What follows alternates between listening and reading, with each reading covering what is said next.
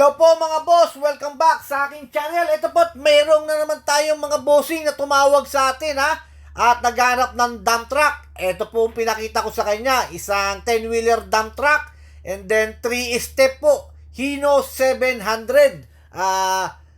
New face na po ito and then inaayos lang po yung unit. Pinakita natin kay bossing and then kasama po ni bossing ang dating chief mechanic ng Victory Liner. At may kasama siyang mekaniko at dating chief mechanic at eto na. At nagustuhan na po nila yung unit. Si Bossing is tiga Tagbilaran Leyte po ito isang contractor siya. Kung naalala nyo yung nag-trending na tulay na gumagalaw at tiga doon po si Bossing.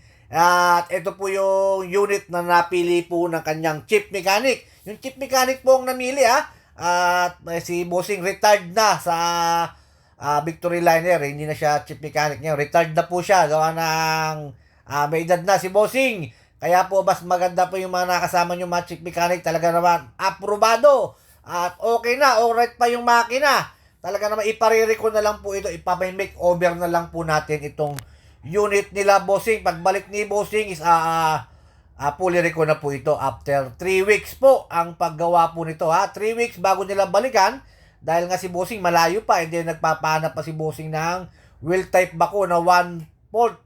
Kaya po hanapan pa natin siya para ikarga sa dump truck niya. Ito si Bossing naka-white. Yung chief mechanic niya, yun, nakakulay blue. And then, once again, maraming salamat po Hindi pa tayo nag-iinit nung nakaraang pull out natin. Ito't meron na naman tayo nagpa-guide na at naghahanap po ng unit. Kita nyo naman Talaga naman actually po sila Bossing kahapon pa sila nag-iikot Pampanga to Subic, iniikot na nila and then tinawagan na po nila tayo at tumingi na sila ng tulong pa sa atin at para po makahanap po ng unit. Ito na po yung unit na kanila ang pinakita ko po sa kanila. Dalawa ito, yung isa Giga and then ito naman po Hino 700.